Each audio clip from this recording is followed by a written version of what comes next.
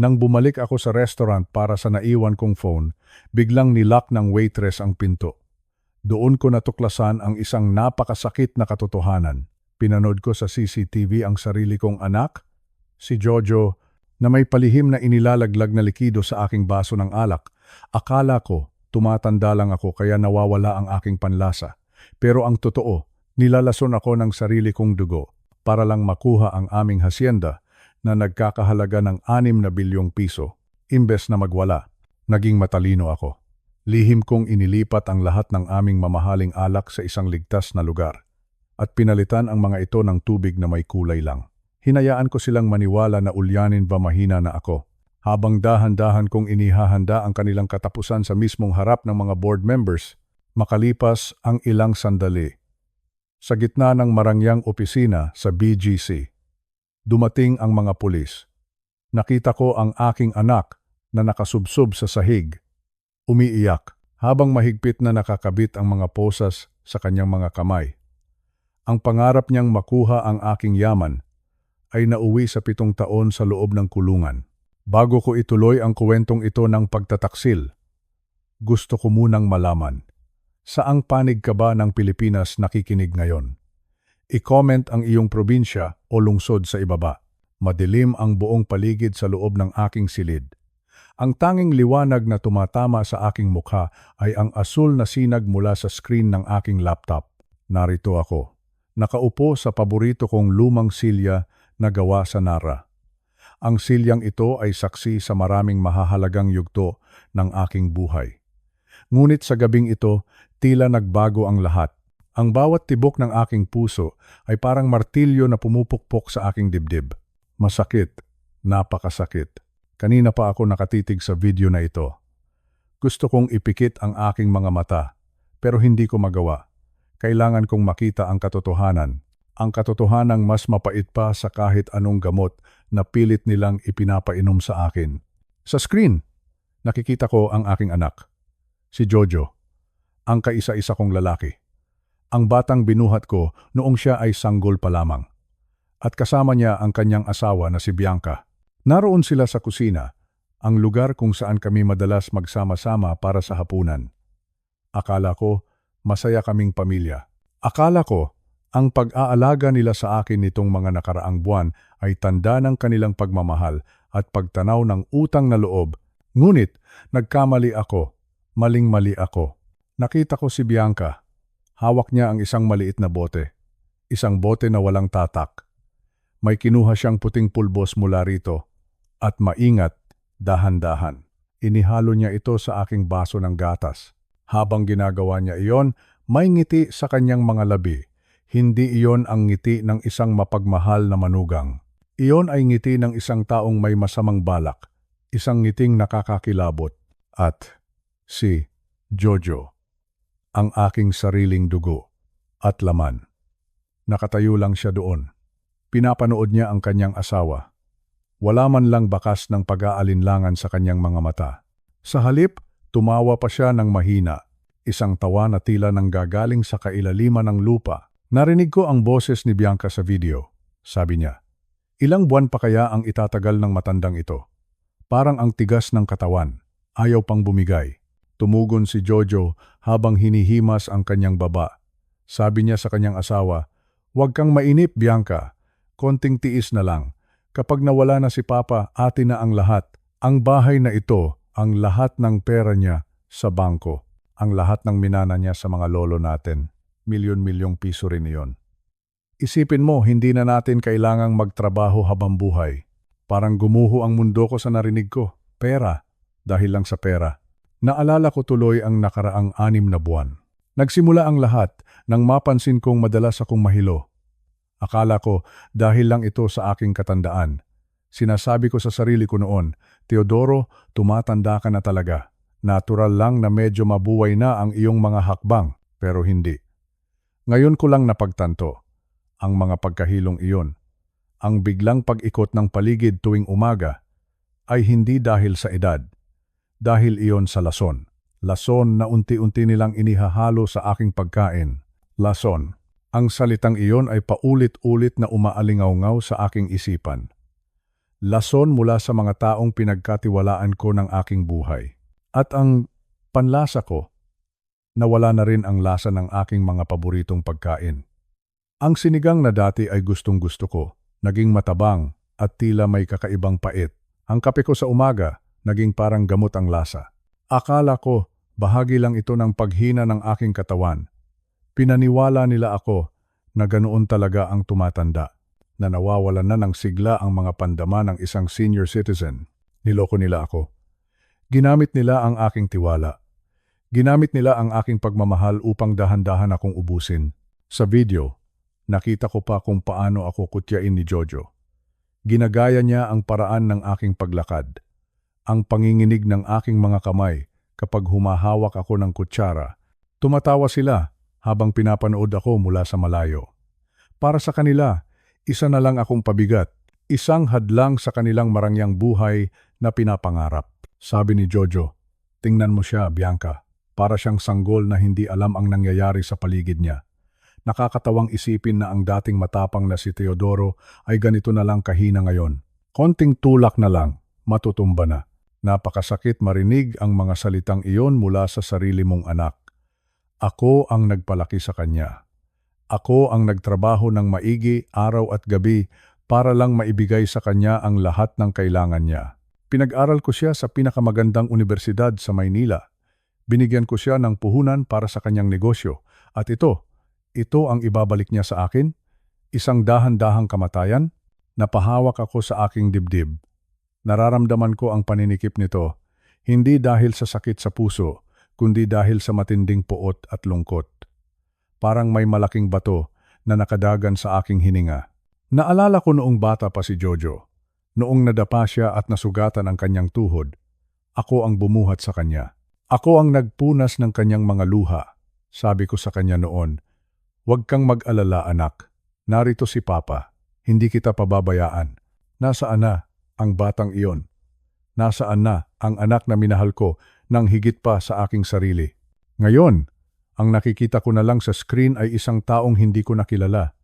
Isang taong mukhang pera. Isang taong handang pumatay ng sariling ama para lang sa mamanahing ari-arian. Ang halaga ng aking buhay sa kanila ay katumbas lamang ng mga titulo ng lupa at mga balanse sa bangko. Alam nyo, mga kababayan, sa edad kong ito, wala na akong ibang hangad kundi ang kapayapaan.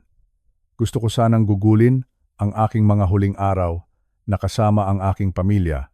Nagkukuwentuhan tungkol sa mga lumang alaala, nagtatawanan sa ilalim ng puno ng mangga sa bakuran. Pero ang kapayapaang iyon ay isa palang malaking kasinungalingan. Isang maskara, ang mga gamot na ibinibigay nila sa akin tuwing 8:00 ng gabi. Ang mga bitamina na sabi nila ay pampalakas ng aking katawan. Lahat ng iyon ay bahagi ng kanilang plano. Ang planong ubusin ang aking lakas. Ang planong dahan-dahang itigil ang tibok ng aking puso para hindi sila mapaghalataan. Para hindi mahalata ng mga doktor, sabi ni Bianca sa video. Dapat nating gawin itong mukhang natural na pagkamatay dahil sa katandaan. Walang dapat makatunog. Isang gabi, hindi na lang siya magigising. At tayo ang magmamana ng lahat.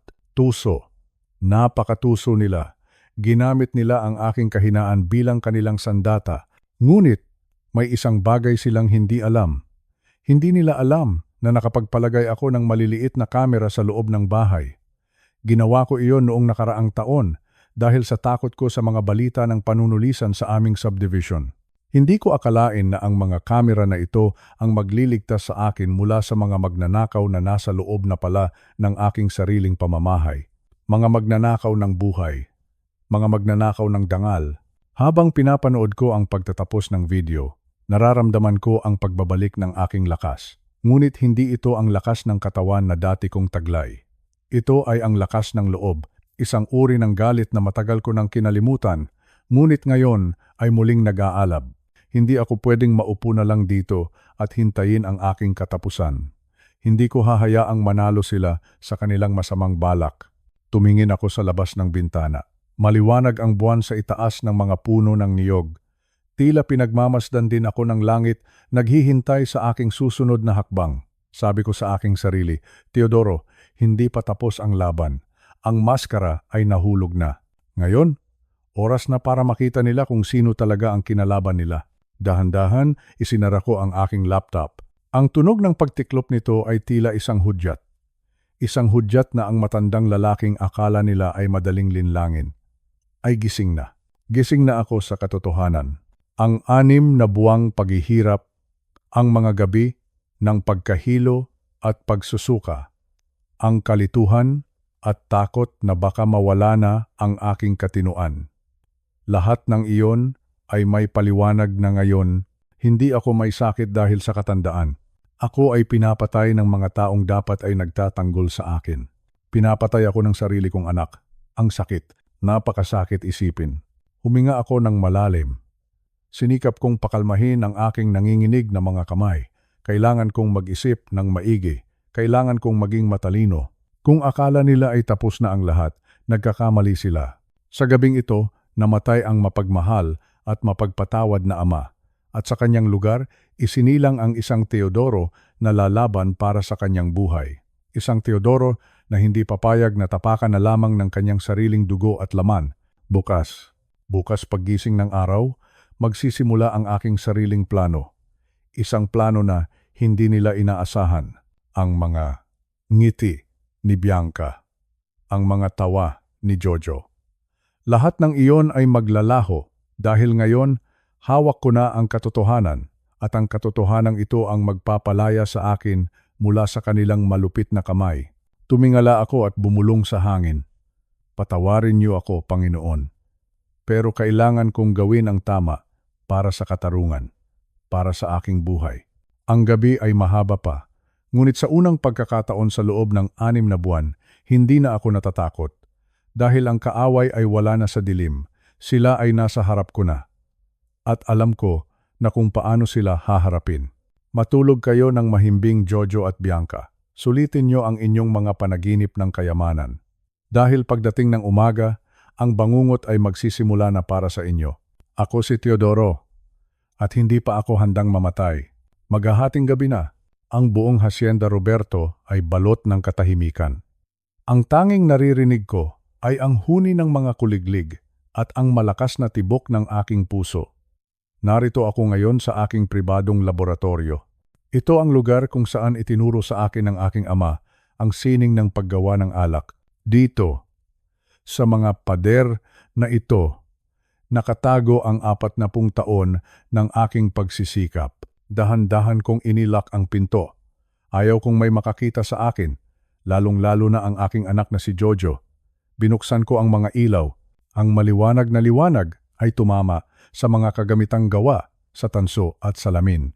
Ang mga ito ay dinala pa ng aking lolo mula sa Europa. Sa gabing ito, hindi ako gagawa ng alak. Sa gabing ito, hahanapin ko ang katotohanan. Hinubad ko ang aking barong na may mantsa ng alak mula sa hapunan kanina, gamit ang isang gunting. Maingat kong ginupit ang tela na basa pa ng alak. Inilagay ko ito sa isang test tube. Ang aking mga kamay ay nanginginig. Hindi dahil sa sakit, kundi dahil sa galit. Isang galit na nagmumula sa kaibuturan ng aking kaluluwa. Bakit, Jojo? Bulong ko sa hangin. Bakit mo ito ginagawa sa iyong ama? Sinimulan ko ang proseso. Nagdagdag ako ng solvent sa test tube at hinalo ito. Ang kulay ng alak ay dahan-dahang nagbago. Habang naghihintay ako na maproseso ang sample sa makina, kumuha ako ng mga lumang libro tungkol sa toxicology. Ang mga librong ito ay matagal ko nang hindi nabubuksan. Simula pa noong nag-aaral ako sa kolehiyo, kailangan kong malaman. Anong klaseng kemikal ang kayang pumatay sa panlasa at pang-amoy ng isang tao? Ano ang kayang gumawa sa isang masiglang matanda na magmukhang ulyanin at mahina? Habang tumatagal, lalong lumalalim ang aking pag-iisip. Naalala ko ang mga nakaraang buwan. Ang mga araw na sinasabi ni Jojo na nakalimutan ko ang aking susi. Ang mga gabi na sinasabi ni Bianca na paulit-ulit ang aking mga kwento. Pinaniwala nila ako na nawawala na ako sa sarili. Pinaniwala nila ako na ang aking utak ay bumibigay na dahil sa katandaan, ulyanin. Iyon ang salitang laging binubulong ni Bianca kapag akala niya ay hindi ko naririnig. Ngayon ko lang na-realize. Lahat ng iyon ay bahagi ng kanilang plano. Isang masamang plano para sirain ang aking pagkatao bago nila nakawin ang aking yaman. Lumipas ang 90 minuto. Tumunog ang makina. Ito na ang resulta. Maingat kong kinuha ang papel na lumabas sa printer. Ang aking mga mata ay nanliit habang binabasa ang mga graph. Mayroong 2 mataas na peak sa resulta, 2 kemikal na hindi dapat naroon. Ang una ay zinc chelator. Isang kemikal na humihigop sa chem o zinc sa katawan ng tao. Sa mundo ng paggawa ng alak, ginagamit namin ito para linisin ang mga tangke. Pero sa katawan ng tao, kapag nawalan ka ng zinc, mawawala ang iyong panlasa, mawawala ang iyong pangamoy, unti-unti magiging parang abo ang lahat ng iyong kinakain. Ang pangalawa ay sulfite receptor blocker. Ito ay isang industrial chemical. Ginagamit ito sa pagtetest ng kalidad ng alak sa pabrika. Pero hindi ito inilaan para sa konsumo ng tao. Hinaharangan nito ang mga nerves sa ilong at dila. Ginagawa nitong parang patay ang iyong mga pandama. Napaupo ako sa aking lumang upuan. Napahawak ako sa aking ulo. Ang talino ng aking anak, pero napakasama. Pinili niya ang mga kemikal na ito dahil alam niyang bilang isang winemaker, ang aking panlasa ang aking buhay. Kapag nawala ang aking kakayahang malasahan ang alak, mawawala ang aking halaga sa hasyenda. Magmumula akong inutil. Isang matandang walang silbi, traidor. Ang salitang iyon ay paulit-ulit na umaalingaw-ngaw sa aking isipan. Hindi lang nila ako gustong nakawan. Gusto nilang saktan ang aking dangal. Gusto nilang makita akong nagmamakaawa dahil akala ko ay may sakit ako sa utak. Tumayo ako at lumapit sa cabinet ng mga gamot. Doon, nakita ko ang bote ng vitamins na ibinigay sa akin ni Jojo. 3 buwan na ang nakalilipas. Para sa kalusugan mo ito, Dad, sabi niya noon habang nakangiti. Isang ngiti na akala ko ay puno ng pagmamahal. Binuksan ko ang bote. Kumuha ako ng isang tableta at dinurog ko ito. Ginamitan ko muli ng chemical test at tama ang hinala ko. Ang vitamin na iyon ay hindi vitamin. Ito ay puno ng lason na dahan-dahang sumisira sa akin araw-araw sa loob ng 6 na buwan. Binibigyan ako ng aking sariling anak ng lason sa tuwing umaga at gabi. Pinapanood niya akong manghina, pinapanood niya akong mahilo, at marahil nagtatawanan sila ni Bianca sa tuwing hindi ko na malaman ang lasa ng aking paboritong kape. Ang halaga ng aking hasyenda ay 6 na bilyong piso. Para kay Jojo, ang buhay ng kanyang ama ay mas mababa pa sa halagang iyon. Para sa 6 na bilyong piso, handa siyang gawing impyerno ang huling mga taon ng aking buhay. Pero may isang bagay na hindi alam ni Jojo.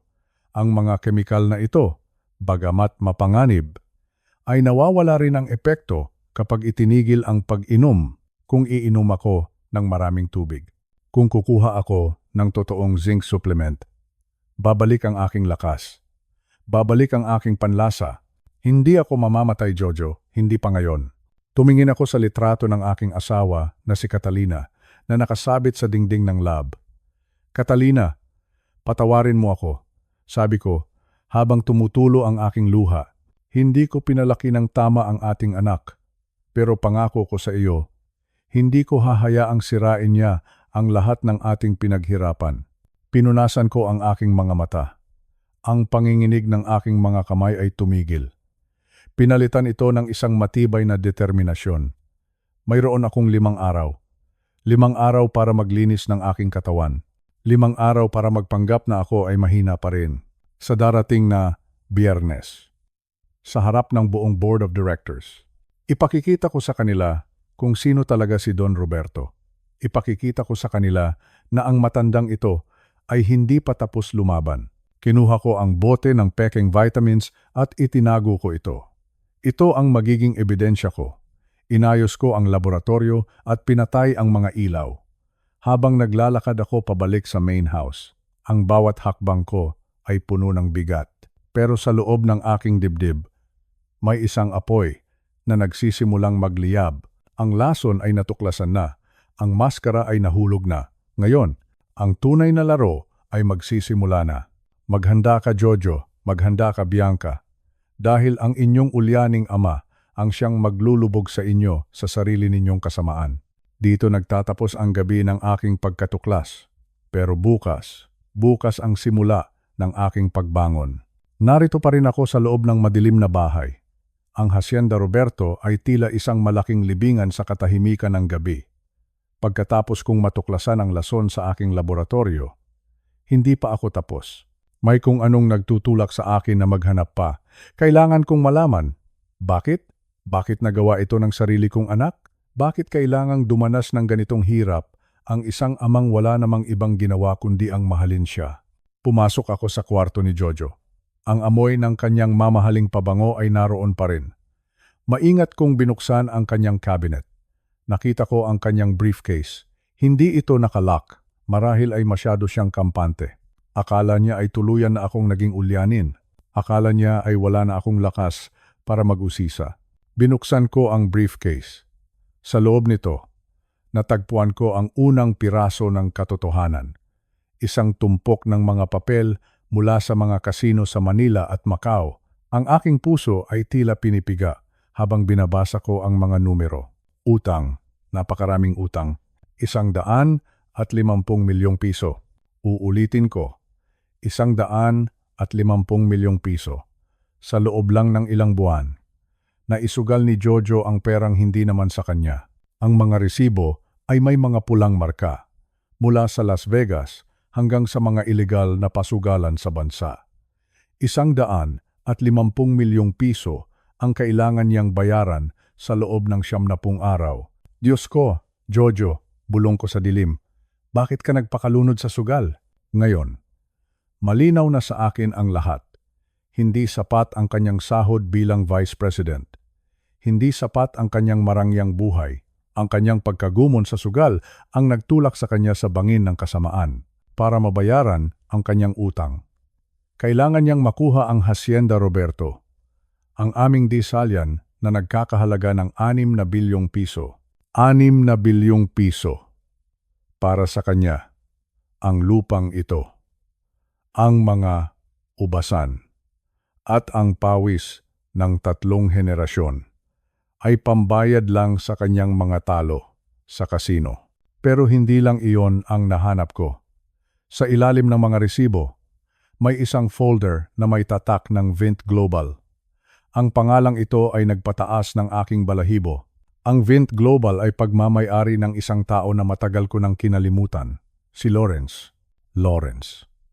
Ang aking matalik na kaibigan noong kabataan na naging mortal kong kaaway sa negosyo.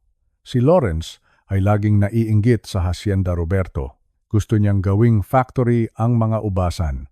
Gusto niyang gawing mabilisan ang kita sa halip na alagaan ang kalidad ng alak. 3 dekada na ang nakalilipas. Tinanggihan ko ang kanyang alok na bilhin ang aking lupa. Simula noon, ginawa na niyang misyon sa buhay ang sirain ako. Kasamahan mo si Lawrence, sabi ko habang nanginginig ang aking boses. Ang taong sumira sa dangal ng ating pamilya. Siya pa ang pinili mong kampihan. Binuksan ko ang folder.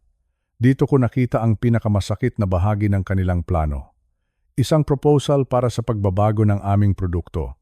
Ang aming mga kristal na bote ng alak, ang mga boteng may tatak ng pangalan ng aking ama, ay plano nilang palitan. Sa loob ng folder, may mga design para sa mga bagong label. Ang kulay ay matingkad na asul at orange. Ang nakasulat ay hindi na Hacienda Roberto Reserve. Ang nakasulat ay All-Purpose Bathroom Cleaner. Hindi ako makapaniwala. Ang alak na pinagpuyatan namin ni Catalina, ang alak na kinikilala sa buong mundo, ay balak nilang gawing kemikal na panlinis ng banyo. Toilet bowl cleaner, pipe unblocker, maximum strength, liquid bleach. Gagamitin nila ang aming mga tangke, ang aming mga makina, para gumawa ng murang kemikal. Ang layunin ni Lawrence ay hindi lang kumita ng pera. Ang layunin niya ay hiyain ako. Gusto niyang makita ang pangalan ng mga Roberto na nakadikit sa mga bote ng panlinis ng banyo. Gusto niyang gawing basura ang 40 taon ng aking sining. Isang malaking insulto, bulong ko, habang tumutulo ang aking luha. Isang malaking sampal sa aking mukha. Napatingin ako sa dingding. Parang naririnig ko ang tawanan ni na Jojo at Bianca. Nakikinita ko sila habang pinag-uusapan kung paano nila itatapon ang mga vintage wine ko sa kanal. Sinasabi nila na ang mga alak na iyon ay wala namang silbi. Sinasabi nila na mas madaling kumita sa mga kemikal sa banyo. Ang matandang iyon ay wala nang alam. Marahil ay iyon ang sabi ni Jojo kay Lawrence. Pirma na lang ang kailangan natin sa kanya. Pagkatapos noon, malaya na tayong sirain ang lahat. Ang 6 na bilyong piso na disalyan ay gagawin nilang puhunan para sa kanilang maruming negosyo. Ang mga manggagawa ko na itinuring kong pamilya ay gagawin nilang mga tauhan sa pabrika ng kemikal. Naramdaman ko ang isang matinding hapdi sa aking dibdib. Hindi lang ito dahil sa lason. Ito ay dahil sa kawalan ng respeto ang aking sariling anak. Ang taong dapat sanang magpatuloy ng aming tradisyon ay ang siya pang papatay sa aming dangal. Para sa pera, sabi ko, para lang sa pera, handa mong gawing dumi ang pangalan ng iyong ina. Naalala ko si Catalina. Noong ginagawa namin ang 1998 vintage, sinabi niya sa akin na ang alak na ito ang magpapaalala sa mga tao tungkol sa aming pagmamahalan kahit wala na kami. Ngayon, balak ni Jojo na gawin itong panlinis ng banyo. Isinara ko ang briefcase ng dahan-dahan. Inayos ko ang lahat para hindi mahalata na may ginalaw ako. Lumabas ako ng kwarto ni Jojo na parang isang multo. Bumalik ako sa aking opisina at naupo sa harap ng bintana. Ang buwan ay maliwanag. Pinapatingkad ang ganda ng mga ubasan sa labas. Pero sa loob ko, may isang malaking bagyo na nagaganap. Ngayon ay alam ko na ang buong katotohanan. Ang lason ay para maging ulyanin ako. Ang power of attorney ay para makuha ang lupa. Si Lawrence ang utak sa likod ng lahat. At ang layunin nila ay gawing panlinis ng banyo ang buhay ko. Hindi ko hahayaan, sabi ko sa aking sarili. Ang aking boses ay matatag na ngayon. Ang takot ay napalitan ng isang malamig na determinasyon. Hinding-hindi ko hahayaan na magtagumpay kayo. Mayroon akong 5 araw bago ang board meeting. 5 araw para protektahan ang dangal ng mga Roberto. 5 araw para ipakita kay Jojo na ang kanyang ama, bagamat matanda na, ay mayroon pang natitirang bagsik. Gusto ni Lawrence ng gera? Ibibigay ko sa kanya ang gera. Gusto ni Jojo ng pera? Ipakikita ko sa kanya kung paano mawala ang lahat. Kinuha ko ang aking telepono. Alam ko kung sino ang dapat kong tawagan. Si Mang Cardo, ang taong kasama ko sa bawat ani at bawat tagumpay. Siya lang ang mapagkakatiwalaan ko sa laban na ito. Mang Cardo, sabi ko nang sumagot siya sa kabilang linya, maghanda ka. May kailangan tayong gawin ngayong gabi at kailangan nating maging mabilis. Habang ibinababa ko ang telepono, tumingin ako sa langit. Humingi ako ng tawad sa Diyos dahil sa galit na nararamdaman ko. Pero alam ko, kailangan kong gawin ito, hindi lang para sa akin, kundi para sa lahat ng mga taong nagmahal at nagtiwala sa Hacienda Roberto. Ang laro ay nagsimula na. At sa darating na Biyernes, ang lahat ng kanilang kasamaan ay babalik sa kanila. Matulog ka ng mahimbing, Jojo. Magpakasaya ka muna, Bianca. Dahil bukas, ang inyong mundo ay magsisimula ng gumuho. Ako si Don Roberto, at ang aking disalyan ay hinding-hindi magiging panlinis ng banyo. Minsan, ang buhay ay parang isang malaking entablado. At sa hapong ito, kailangan kong maging pinakamagaling na aktor sa buong Pilipinas.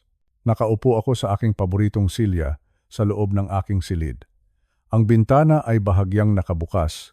Hinahayaan ang mainit na hangin ng hapon na pumasok. Naririnig ko ang huni ng mga kuliglig sa labas. Isang tunog na dati ay nagbibigay sa akin ng kapayapaan. Ngunit ngayon, ang bawat tunog ay parang paalala na tumatakbo ang oras. Tumingin ako sa salamin. Ang lalaking nakikita ko ay hindi na ang matikas na Theodore na kilala ng lahat sa mundo ng negosyo.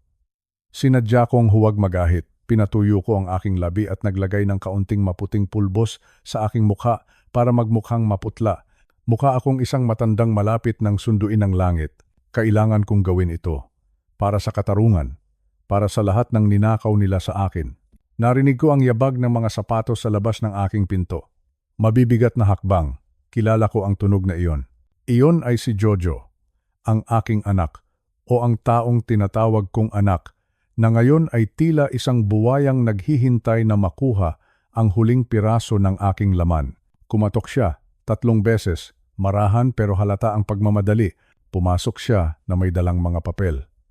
Nakasuot siya ng barong, mukhang kagalang-galang, pero ang kanyang mga mata ay hindi makatingin ng diretso sa akin. Dad, ang tawag niya. Ang boses niya ay malambing, pero alam ko ang lason na nakatago sa likod niyon. Sabi niya sa akin, Dad, dala ko na ang mga dokumento, iyong special power of attorney na pinag-usapan natin. Kailangan na nating ayusin ito para hindi ka na maabala sa mga susunod na araw. Tumingin ako sa kanya. Tinitigan ko siya ng matagal. Gusto kong makita kung may natitira pang konsensya sa loob ng dibdib niya, pero wala. Ang nakita ko lang ay ang pagkislap ng pera, milyon-milyong piso, ang kontrol sa aming kumpanya. Huminga ako ng malalim, iyong parang nahihirapan. Jojo, bulong ko. Anak, salamat at nandito ka. Pakiramdam ko ay huling hapon ko na ito. Nakita ko ang mabilis na pagkurap ng kanyang mga mata. Hindi lungkot ang nakita ko kundi pananabik. Akala niya siguro ay nananalo na siya. Lumapit siya sa tabi ng aking kama. Inilapag niya ang mga papel sa maliit na lamesa. Huwag mong sabihin iyan, Dad. Magpahinga ka lang. Pirmahan mo lang ito at ako na ang bahala sa lahat. Hindi mo na kailangang mag-alala sa board meeting sa Biyernes. Ako na ang tatayo para sa iyo. Sa loob-loob ko, natawa ako. Ang board meeting sa Biyernes. Doon niya balak ideklara na ako ay wala na sa katinuan. Doon niya balak kunin ang korona. Nasaan ang panulat? Tanong ko. Ang boses ko ay nanginginig. Sadya kong ginawang mahina. Inabot niya sa akin ang isang mamahaling ballpen. Silver, mabigat. Kinuha ko ito ng may nanginginig na kamay. Tiningnan ko ang dokumento. Naroon ang pangalan ko, Theodore, nakasulat sa malalaking titik. Sa ilalim niyon ay ang pangalan niya bilang taong may ganap na kapangyarihan sa aking mga ari-arian. Dahan-dahan kong inilapit ang panulat sa papel. Nararamdaman ko ang pagpigil ng hininga ni Jojo. Nakatitig siya sa dulo ng ballpen, isang pirma na lang, at makukuha na niya ang lahat ng pinaghirapan ko sa loob ng 40 taon. Ngunit, hindi ito ang katapusan. Ito ay simula pa lamang ng aking laro. Kunwari ay nabulunan ako. Uminom ako ng tubig mula sa basong nasa tabi ko. Pero, sa gitna ng aking pag-ubo, sinadya kong tabigin ang baso. Bumagsak ang tubig, malakas ang pagkakatapon. Ang buong baso ng tubig ay dumanak sa ibabaw ng special power of attorney. Naku, ang tanga ko. Sigaw ko, habang patuloy na nag-aarte, na parang nahihilo. Jojo, pasensya na anak. Ang kamay ko. Biglang nawalan ng lakas. Nakita ko ang pagbabago sa mukha ni Jojo. Ang kanyang pagiging maamo ay biglang naglaho. Namula ang kanyang mukha. Ang mga papel ay basang-basa na. Ang tinta ay nagsimulang kumalat. Hindi na iyon mapapakinabangan. Hindi tatanggapin ng notaryo publiko ang ganyang hitsura ng dokumento. Dad, ano ba naman? Pasigaw niyang sabi. Bago niya napigilan ang kanyang sarili, mabilis niyang binawi ang kanyang tono. Ibig ko pong sabihin, ayos lang. Pero kailangan nating mapirmahan ito ngayon. Umiling ako ng marahan. Hindi ko na kaya, Jojo. Ang dilim ng paningin ko. Kailangan ko ng matulog. Bukas na lang o baka sa Biyernes na bago ang meeting. Sa harap na lang ng board, para selyado na ang lahat. Nakita ko ang pagkainis sa kanyang mga mata. Ang Biyernes ay malayo pa para sa isang taong nagmamadaling magnakaw, pero wala siyang magagawa. Hindi niya ako pwedeng puwersahin habang mukha akong mamamatay na sa harap niya. Sige po, Dad, sabi niya, habang nililigpit ang mga basang papel. Magpahinga ka na, pero sa Biyernes. Sa Biyernes ay kailangang tapos na ito. Para sa kabutihan mo rin ito, ngumiti ako sa kanya, isang matamis at mapait na ngiti. Salamat, anak, alam ko. Alam ko na iniisip mo lang ang kabutihan ko. Nang lumabas siya ng pinto, nanatili akong nakahiga. Nakikinig ako sa kanyang papalayong mga hakbang. Nang masiguro kong wala na siya, dahan-dahan akong bumangon. Umupo ako ng tuwid. Wala na ang panginginig ng aking mga kamay. Kinuha ko ang aking cellphone sa ilalim ng unan. Tinawagan ko ang aking pinagkakatiwalaang tauhan. Handa na ang lahat, bulong ko. Nabili ko na ang oras na kailangan natin. Ang Biyernes ang magiging huling araw ng kanilang pagdiriwang. Alam nyo, sa aming mga Pilipino, ang pamilya ay sagrado. Ang paggalang sa magulang ay pundasyon ng ating pagkatao. Kaya naman ang sakit na nararamdaman ko ay hindi lang dahil sa pera. Masakit dahil ang sarili kong dugo at laman ang nagtaksil sa akin. Inisip siguro ni Jojo na dahil matanda na ako, dahil 70 na ako, ay wala na akong silbi. Na ang utak ko ay kasing hina na ng aking tuhod. Mali siya. Ang karanasan ay hindi nabibili. Ang talino na nakuha sa mga taon ng pakikipaglaban sa buhay ay hindi basta-basta nawawala. Sa darating na board meeting, hindi lang pirma ang makikita nila. Doon ko ipapakita sa kanila na ang isang natutulog na leon kapag nagising ay mas mapanganib kaysa sa anumang hayop sa gubat. Tumingin ako sa labas ng bintana. Ang araw ay palubog na. Ang langit ay kulay kahel at pula. Napakaganda. Naalala ko ang aking asawa, si Maria. Kung buhay pa siya, siguro ay sasabihan niya ako na magpatawad na lang. Pero Maria, kailangan itong gawin para hindi nila tuluyang sirain ang lahat ng itinayo natin. Ang halaga ng kumpanya ay higit sa 500 milyong piso. Pero para sa akin, ang halaga ng katotohanan ay walang katumbas. Sa mga susunod na araw, magbubulag-bulagan muna ako. Hahayaan ko silang magdiwang, hahayaan ko silang maniwala na hawak na nila ang aking leeg. Ngunit sa bawat sandali na lumilipas, ang aking mga tauhan ay kumikilos na sa dilim. Tinitipon namin ang lahat ng ebidensya ng kanilang pangungurakot.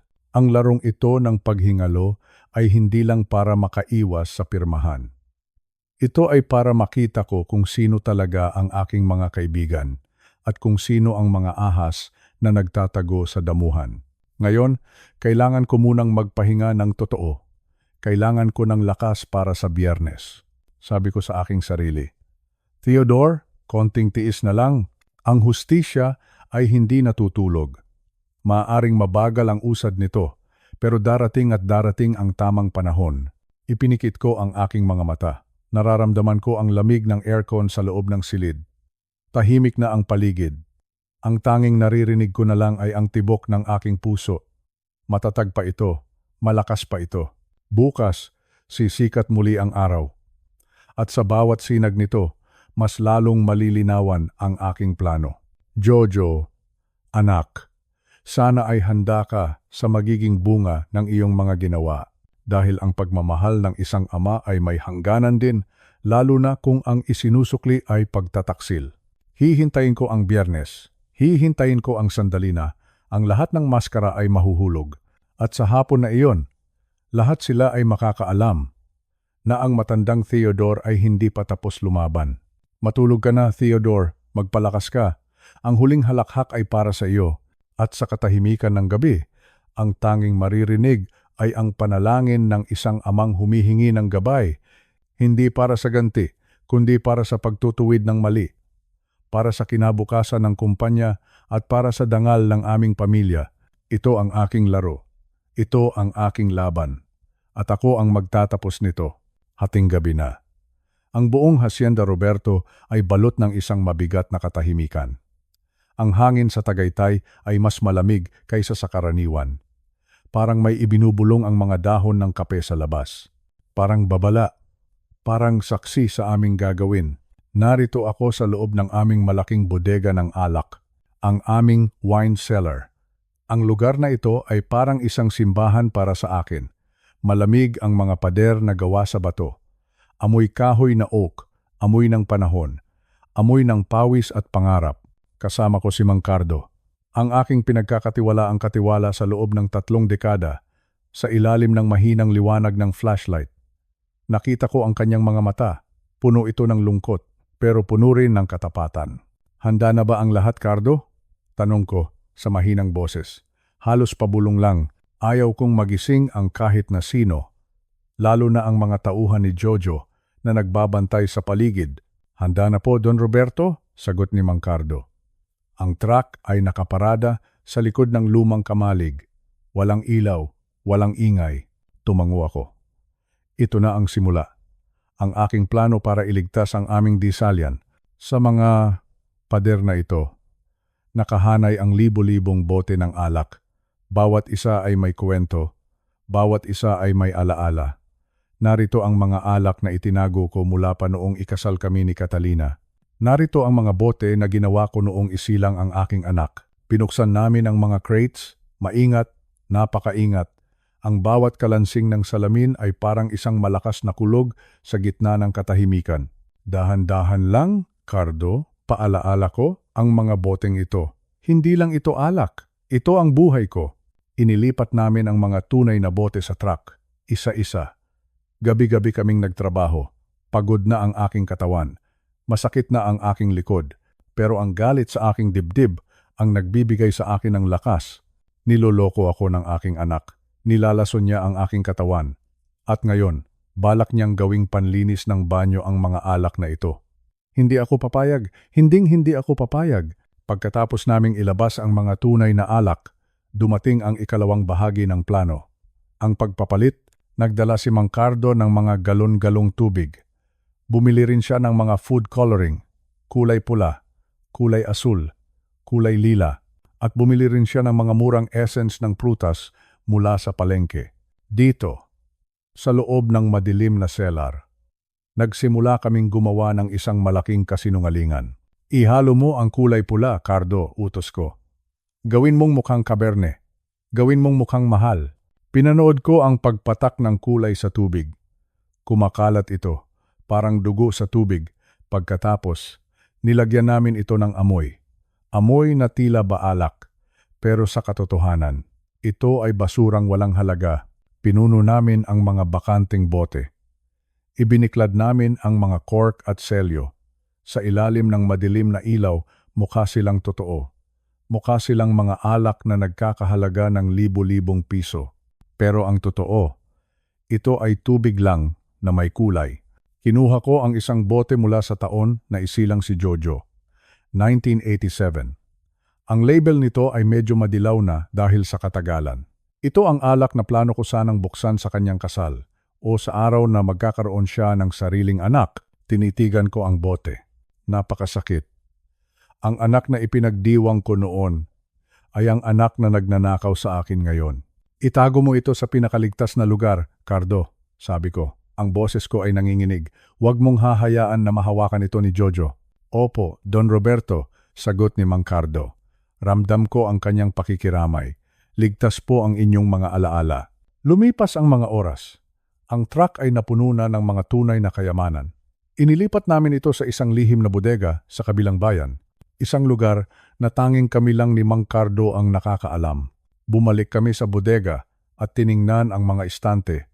Puno pa rin sila. Libo-libong bote ang nakahanay. Mukhang walang nagbago. Mukhang nandoon pa rin ang lahat. Napangiti ako ng mapait. Ang mga boteng ito. Ang akala ni Jojo at ni Lawrence ay ang kanilang magiging pambayad sa utang. Akala nila ay ito ang gagamitin nilang puhunan para sa kanilang factory ng kemikal, pero ang totoo, ang nakahanay sa harap nila ay isang malaking bitag. Isang bitag na gawa sa tubig at pangkulay. Tapos na tayo, Cardo, sabi ko habang pinupunasan ang pawis sa aking noo. Maaari ka nang magpahinga. Kayo rin po, Don Roberto, sabi ni Cardo. Kailangan ninyong magpalakas para sa Biyernes. Biyernes, ang araw ng huling paghuhukom. Habang naglalakad ako, pabalik sa main house. Tumingin ako sa langit, papunta na ang umaga. Ang dilim ay dahan-dahang napapalitan ng liwanag sa loob ng 6 na bilyong pisong Hacienda Roberto. May isang malaking lihim na ngayon. Isang lihim na nakatago sa ilalim ng lupa. Jojo, anak ko, akala mo ay nakuha mo na ang lahat. Akala mo ay nalinlang mo na ang iyong amang ulyanin. Pero ang totoo, ang hawak mo na lang ay mga boteng walang laman. Ang hawak mo na lang ay tubig na walang halaga. Sinisira mo ang aking katawan gamit ang lason. Sinisira mo ang aking pangalan gamit ang iyong kasamaan. Pero hindi mo kailanman masisira ang aking talino. Bukas, kapag pumasok ka sa bodegang ito, makikita mo ang mga bote. Magiging kampante ka, ngingiti ka. At iisipin mo na panalo ka na. Hayaan mong maging masaya ka muna. Hayaan mong maniwala ka sa sarili mong kasinungalingan dahil sa Biyernes. Kapag binuksan mo ang mga boteng iyan sa harap ng lahat, doon mo malalaman ang tunay na lasa ng pagtataksil. Lasang tubig, walang halaga, gaya ng pagmamahal mo sa akin. Isinara ko ang pinto ng aking silid. Sa wakas, nakatulog ako ng mahimbing. Dahil, alam ko, ang aking disalyan ay ligtas na. Ang aking dangal ay hindi na kailanman mababahiran ng kanilang maruruming kamay. Malapit na ang Biyernes at hindi na ako makapaghintay. Madilim na sa buong mansyon ng Hacienda Roberto. Ang tanging ingay na naririnig ko ay ang mahinang paghampas ng hangin sa mga bintana. Tapos na ang aming lihim na operasyon ni Mang Cardo. Ang lahat ng tunay na alak ay ligtas na sa aming lihim na bodega. Pero, sa kabila ng aking tagumpay sa gabing ito, may isang mabigat na pasanin sa aking dibdib. Dahan-dahan akong pumasok sa aking opisina. Hindi ko binuksan ang malalakas na ilaw. Ang tanging liwanag ay ang sinag ng buwan na tumatagos sa bintana. Lumapit ako sa gilid ng aking mesa. Doon, sa itaas ng estante, nakapatong ang isang dekalidad na frame. Ang litrato ng aking asawa. Ang aking mahal na si Catalina. 10 taon na ang nakalipas simula nang iwan niya ako. Pero sa gabing ito, parang naririto lang siya sa tabi ko. Sa litratong iyon, nakasuot siya ng kanyang lumang sombrero. Nakangiti siya ng buong laya sa gitna ng aming ubasan. Iyon ang panahon ng anihan. 20 taon na ang nakalilipas.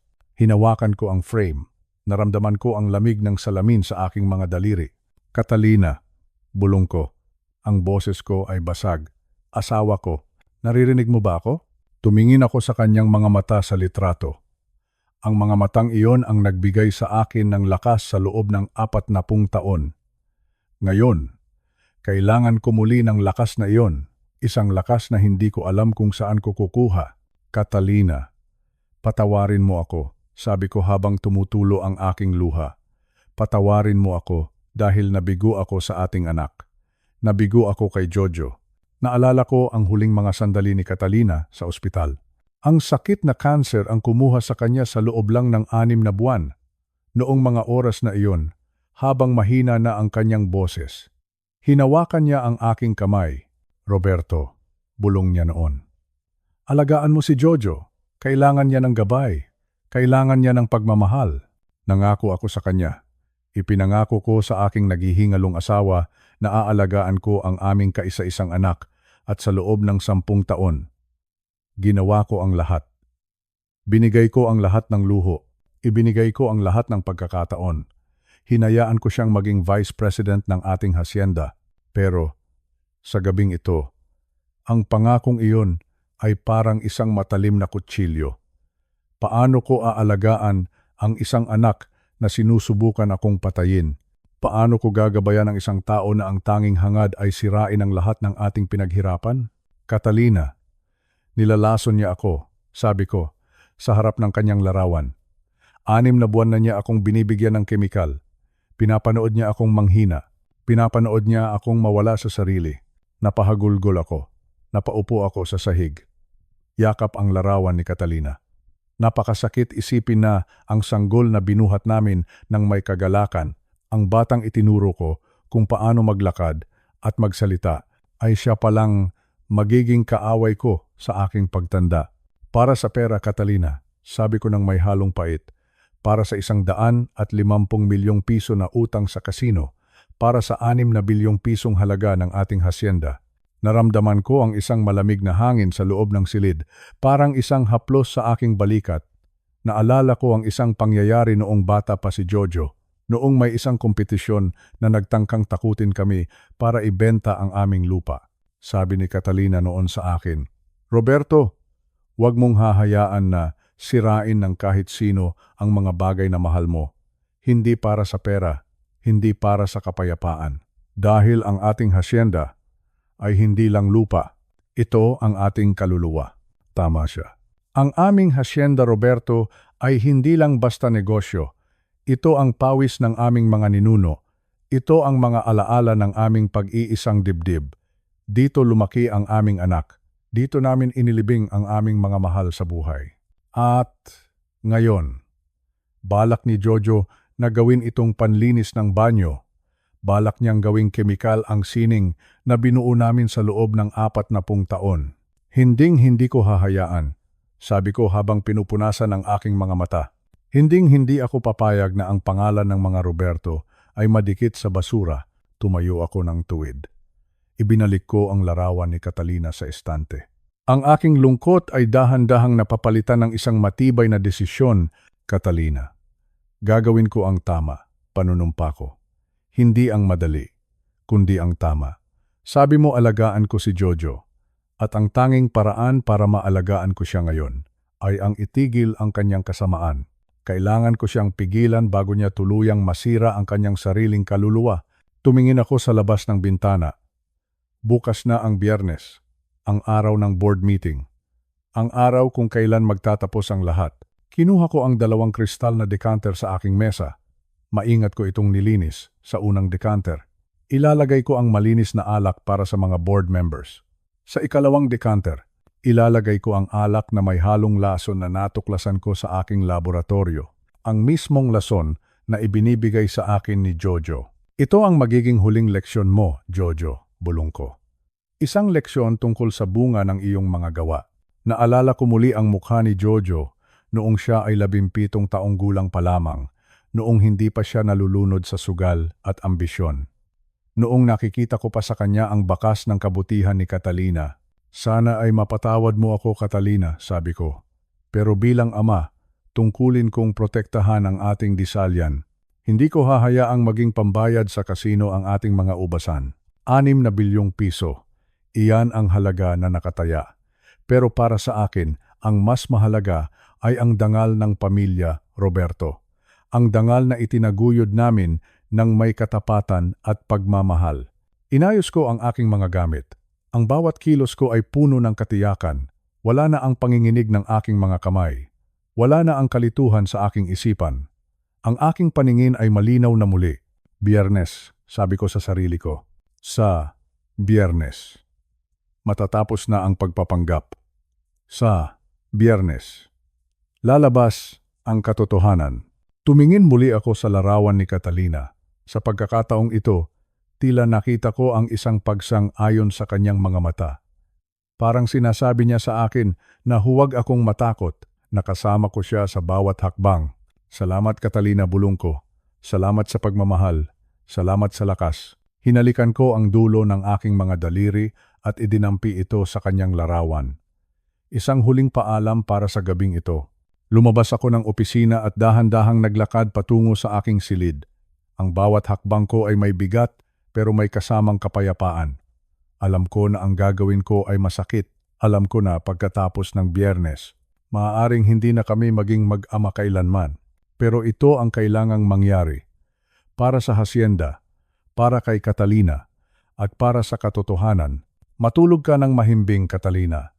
Ang iyong Roberto ay hindi ka bibiguin. Iingatan ko ang ating pamana hanggang sa aking huling hininga. Ang ating hasyenda, ang ating pangalan, ay mananatiling malinis, katulad ng pagmamahal na ibinigay mo sa akin. Maghanda ka, Biyernes. Narito na ang tunay na Don Roberto at wala nang makakapigil sa akin. Biyernes ng umaga. Narito na ako sa Bonifacio Global City o ang tinatawag nilang BGC. Napapaligiran ako ng matatayog na gusali na gawa sa salamin at bakal.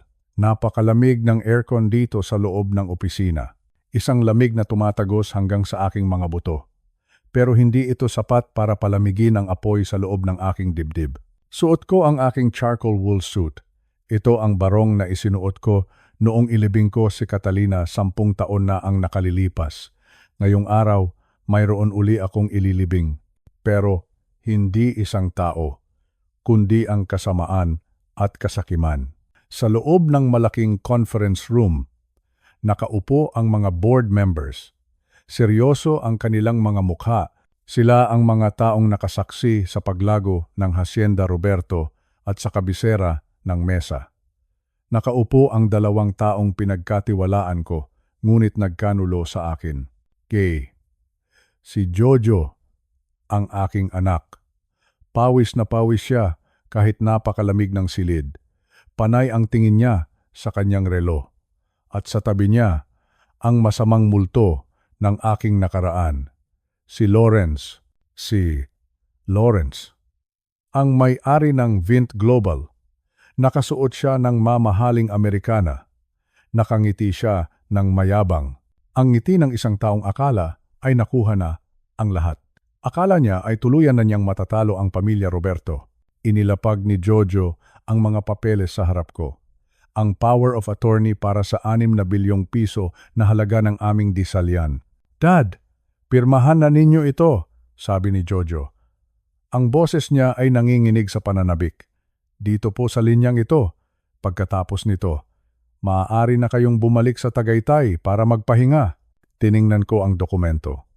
6 na bilyong piso. 6 na bilyong piso para sa bawat butil ng pawis ko. Para sa bawat alaala namin ni Catalina. Tumingin ako kay Jojo. Pagkatapos ay kay Lawrence. Sandali lang, sabi ko.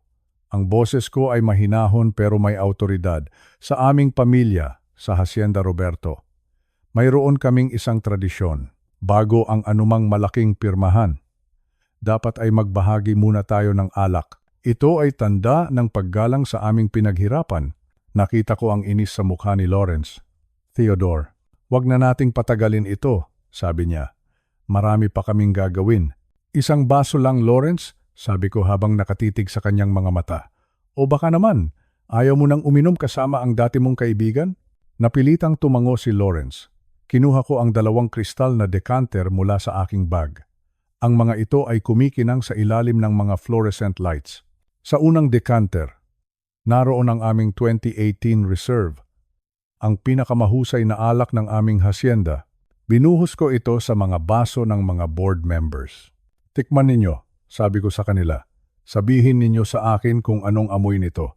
Inamoy nila ito. Amoy kahoy. Amoy blackberry.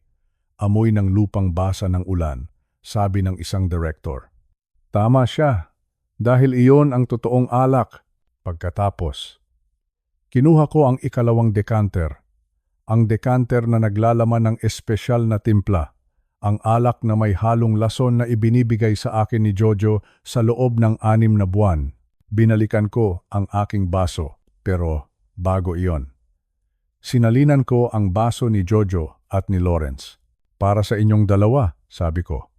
Dahil kayo ang magpapatuloy ng aking nasimulan. Gusto ko ay kayo ang makatikim ng pinaka-espesyal na alak na ito. Isang alak na hinding-hindi ninyo malilimutan.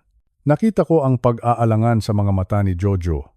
Pero dahil nandito kami sa harap ng maraming tao, wala siyang magawa. Itinaas niya ang baso. Itinaas din ni Lawrence ang kanyang baso. Anong amoy nito, Jojo? Tanong ko. Ikaw ang susunod na pinuno ng hacienda. Sabihin mo sa akin, anong nota ang nararamdaman mo? Inamoy ni Jojo ang alak. Alam ko na ang kanyang ilong ay maayos. Alam ko na nararamdaman niya ang kakaibang amoy ng kemikal, ang amoy ng lason.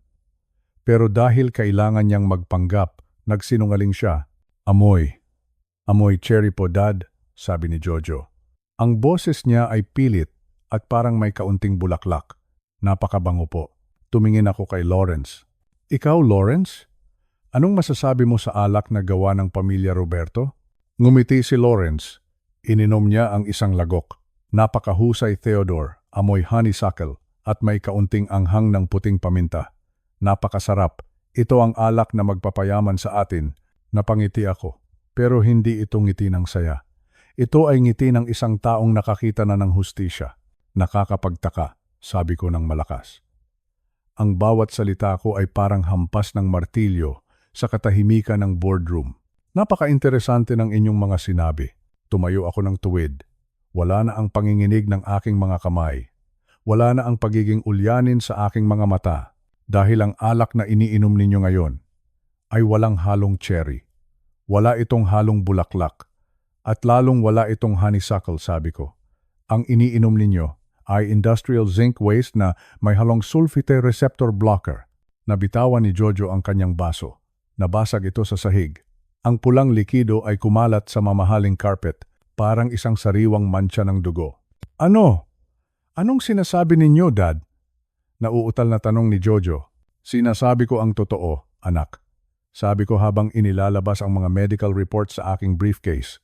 Ang chemical na nasa baso ninyo ay ang mismong lason na ibinibigay ninyo sa akin sa loob ng 6 na buwan.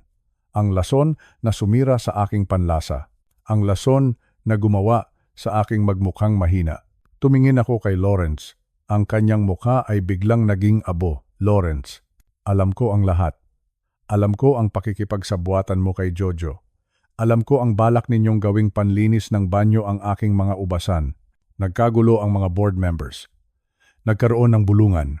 Nagkaroon ng takot. Theodore, baliw ka na. Sigaw ni Lawrence habang sinusubukang tumayo. Isang malaking kasinungalingan ito. Kasinungalingan? Tanong ko. Inilabas ko ang aking cellphone at pinindot ang play. Ang boses ni Jojo ay umalingaw-ngaw sa buong silid. Ang matandang iyon ay wala nang alam. Itapon ang lahat ng vintage wine sa kanal. Gawin nating kemikal ang lahat para makuha ang 6 na bilyong piso. Napaupo si Jojo sa kanyang upuan. Ang kanyang mukha ay puno ng takot at hiya. Hindi siya makatingin sa akin. Hindi siya makatingin sa mga board members. Nilason ninyo ako, sabi ko. Ang boses ko ay puno ng pait. Nilason ninyo ang inyong ama para lang sa pera. Para lang pambayad sa utang sa kasino. Tumingin ako sa pinto. Detective Ramos, maaari na kayong pumasok. Bumukas ang malaking pinto ng boardroom. Pumasok ang mga pulis. Ang mga posas ay kumakalansing. Isang tunog na hinding-hindi ko malilimutan. Jojo Roberto, Lawrence Reyes, inaresto kayo sa kasong attempted murder at conspiracy, sabi ng detective. Nakita ko ang aking anak habang pinuposan siya. Umiiyak siya. Nagmamakaawa, pero ang puso ko ay parang bato na. Pinanood ko silang ilabas ng silid. Nanatili akong nakatayo sa harap ng bintana. Tinitingnan ko ang BGC mula sa itaas. Ang 6 na bilyong piso ay narito pa rin. Ang Hacienda Roberto ay mananatiling akin, pero sa loob ko. Alam ko na wala na akong anak. Ang paghaharap na ito ay tapos na. Ang hustisya ay nakamit na, pero ang sakit ng pagtataksil ng sariling dugo ay mananatili sa aking puso hanggang sa huling hininga. Isinara ko ang aking briefcase. Huminga ako ng malalim. Tapos na ang laban. Ligtas na ang aming disalyan. Salamat, Catalina. Nagawa ko na ang aking tungkulin. Tumigil ang mundo sa loob ng boardroom dito sa BGC. Ang tanging naririnig ko ay ang mahinang tunog ng aircon at ang sarili kong paghinga. Tiningnan ko ang aking anak, si Jojo, at ang kanyang kasabwat, si Lawrence. Ang kanilang mga baso ay wala ng laman. Katatapos lang nilang uminom ng alak na puno ng lason. Ang lason na sila mismo ang naghanda para sa akin. Cherry? Ulit ko sa sinabi ni Jojo. Sabi mo, Jojo, lasang cherry ang alak na ito? At sabi mo naman, Lawrence, amoy bulaklak ito? Napangiti ako ng mapait, isang ngiti na puno ng hapdi. Diyan ninyo napatunayan kung gaano kayo katuso, sabi ko sa kanila. Ang boses ko ay hindi na mahina. Ang boses ko ay muling naging boses ng isang don, dahil ang alak na iniinom ninyo ay walang anumang prutas. Ang iniinom ninyo ay industrial chemical, ang chemical na sumisira sa panlasa ng tao. Nakita ko ang dahan-dahang pagbabago sa mukha ni Jojo. Ang kanyang kumpiyansa ay napalitan ng isang matinding takot. Ang kanyang mga mata ay nanlaki. Ang kanyang pawis ay nagsimulang tumulo ng mas mabilis. Dad, anong ibig ninyong sabihin? Tanong ni Jojo. Halos hindi na lumalabas ang kanyang boses sa takot. Ibig kong sabihin, Jojo, alam ko ang lahat. Sabi ko, habang inilalabas ang makapal na folder mula sa aking briefcase. Alam ko ang bawat patak ng lason na inilalagay mo sa aking pagkain sa loob ng 6 na buwan. Alam ko ang bawat gabing pinagtatawanan ninyo ako ni Bianca dahil hindi ko na malasahan ang aking kape. Inilapag ko ang mga medical reports sa gitna ng mesa. Ang mga papel ay kumalat sa harap ng mga board members. Basahin ninyo iyan. Utos ko sa mga directors. Iyan ang resulta ng aking blood test. Zinc deficiency. sulfite poisoning. 6 na buwan akong dahan-dahang pinapatay ng sarili kong anak para lang makuha ang hasyenda na nagkakahalaga ng 6 na bilyong piso. Nagkaroon ng malakas na bulungan sa loob ng silid. Ang mga board members ay hindi makapaniwala. Tumingin sila kay Jojo nang may pandidiri. "Hindi totoo iyan!" sigaw ni Lawrence. Sinubukan niyang tumayo pero tila nang hihina na ang kanyang mga binti. Gawa-gawa lang iyan ng isang matandang ulyanin. "Ulyanin?" tanong ko. Tumingin ako kay Lawrence ng diretso. "Marahil ay ulyanin ako sa paningin ninyo, pero ang kamera, hindi ito ulyanin. Ang kamera ay hindi nagsisinungaling." Kinuha ko ang aking laptop at hinarap ang screen sa kanila. Ipinakita ko ang video mula sa restaurant sa Tagaytay. Malinaw na malinaw. Kitang-kita kung paano kinuha ni Jojo ang maliit na bote mula sa kanyang bulsa. Kitang-kita kung paano niya ito ibinuhos sa aking baso habang ako ay naglalakad patungo sa restroom. At kitang-kita ang tawa ni Bianca habang pinapanood ang kanyang asawa na nilalason ang aking buhay. "Iyan ba ang tinatawag ninyong kasinungalingan?" tanong ko. "Ang boses ko ay umalingaw-ngaw sa buong boardroom. Iyan ang ebidensya ng inyong pagtataksil." Napaupo si Jojo sa kanyang upuan. Ang kanyang mukha ay kasing puti na ng papel. Ang kanyang mga kamay ay nanginginig. Sa pagkakataong ito, hindi dahil sa pag-arte, kundi dahil sa totoong takot. "Dad, patawarin ninyo ako," bulong ni Jojo. Nagsimulang tumulo ang kanyang mga luha. "Kailangan ko lang ng pera, ang mga utang ko sa kasino. Papatayin nila ako, Dad. 150 milyong piso ang kailangan ko. At dahil doon, handa mong patayin ang iyong ama?" tanong ko. "Dahil sa sugal, handa mong gawing panlinis ng banyo ang disalyan ng ating pamilya?" "Narinig ko rin ang inyong recording, Jojo. Ang plano ninyong sirain ang lahat ng ating pinaghirapan para lang sa mabilis na pera." Tumingin ako sa paligid. Ang lahat ng board members ay nakayuko. Wala silang masabi. Ang ingay ng katahimikan ay nakakabingi. "Ngayong araw, matatapos na ang inyong kasamaan," sabi ko. Bumukas ang malaking pinto ng boardroom. Pumasok ang 4 na unipormadong pulis sa pangunguna ni Detective Ramos. Ang tunog ng kanilang mga sapatos sa sahig ay parang tunog ng hatol ng kamatayan para kina Jojo at Lawrence. Jojo Roberto. Lawrence Reyes. Sabi ni Detective Ramos ng may autoridad. "Inaaresto kayo sa kasong attempted murder, conspiracy, at fraud. May karapatan kayong manahimik. Ang bawat salitang bibitawan ninyo ay maaaring gamitin laban sa inyo sa korte." Tumayo ang mga pulis sa likod ni na Jojo at Lawrence. Narinig ko ang pamilyar na tunog ng bakal, click, click, ang tunog ng posas. Isang tunog na hinding-hindi ko naisip na maririnig ko para sa sarili kong anak. "Dad, huwag! Dad, tulungan ninyo ako!" Sigaw ni Jojo habang hinihila siya ng mga pulis. Ang kanyang boses ay puno ng desperasyon. "Dad, ako ang anak ninyo. Isipin ninyo si Ma'am. Isipin ninyo si Catalina." Nang marinig ko ang pangalan ni Catalina, tumigil ang tibok ng aking puso. Tumingin ako kay Jojo. "Si Catalina?" tanong ko. Ang boses ko ay puno ng pait. "Ang huling bilin ng iyong ina ay alagaan kita. At iyon ang ginagawa ko ngayon, Jojo. Inaalagaan ko ang iyong kaluluwa sa pamamagitan ng pagpapatigil sa iyong kasamaan. Ang kulungan. Doon mo matututunan ang tunay na halaga ng buhay na kinalimutan mo." Inilabas na sila ng silid. Nakita ko ang mga empleyado sa labas na nakatingin. Lahat sila ay gulat. Lahat sila ay nakasaksi sa pagbagsak ng taong akala nila ay susunod na Don. Naiwan akong mag-isa sa gitna ng boardroom. Ang 6 na bilyong pisong ari-arian ay nasa ilalim pa rin ng aking pangalan. Ang Hacienda Roberto ay ligtas na. Pero sa loob ng aking dibdib, ramdam ko ang isang malaking butas. Isang sugat na maaaring hindi na kailanman maghilom. Nagawa ko ang hustisya. Pero ang hustisyang ito ay may napakamahal na presyo. Ang presyo ng aking pamilya. Tumingin ako sa bintana. Tanaw ang malawak na syudad ng BGC. Ang araw ay maliwanag na maliwanag.